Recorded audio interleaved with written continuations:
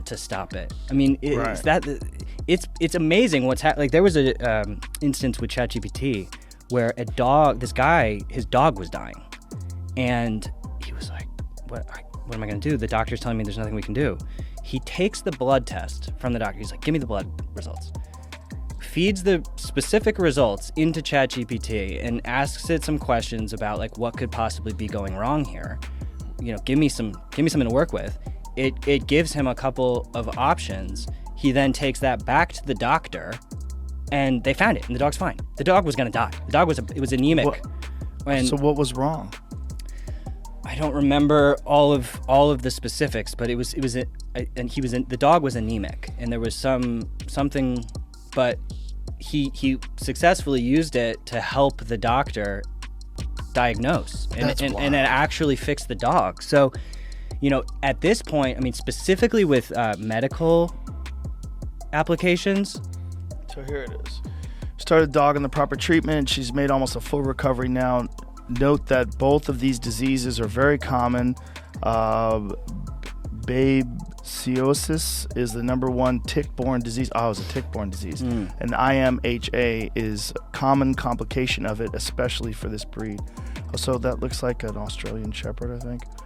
I'm not sure.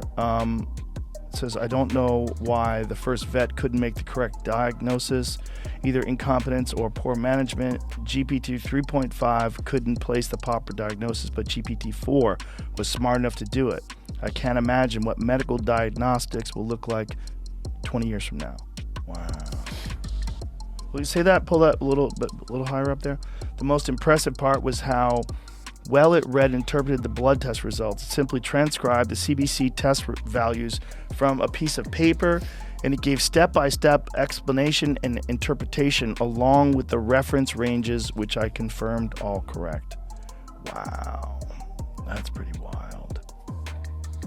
That's pretty wild.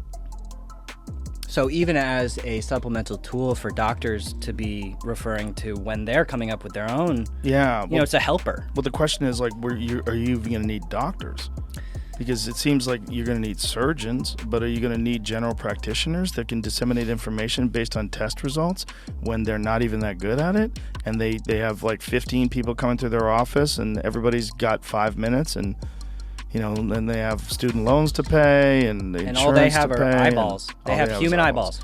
And also all they have is what they've absorbed in terms of the amount of research and information they have. And that varies widely between the doctors, because some doctors are more studied and some aren't, and some are specialists and some aren't, and some have done an incredible amount of work on certain subjects, and some of them are completely ignorant of it. You ever try to talk to a general practitioner about vitamins? They don't. You don't need vitamins, you just need a well-balanced diet. And you look at this fat guy who's telling you this, you're like, the fuck do you know? You don't. I mean, you're literally talking to a person that hasn't had an education in nutrition, and they're telling people. I've had conversations with doctors like that. I'm like, well, that's pretty ridiculous. What you're saying is patently untrue. Yeah, I mean, it's going to potentially become a liability to go with the human. Because if you're studying an MRI or something just with your human eyeballs, AI can find the most minute little trace of something that you could so easily miss. Yeah. And so that's going to be a revolution for lifespan. Is ChatGPT 4 now available to anyone? You have to pay. You have to pay, but you can pay and get access it's like to it. $20 a month or something. But for anyone? Yep. Oh, wow. They did remove some abilities, features, upgrades recently. It got too busy.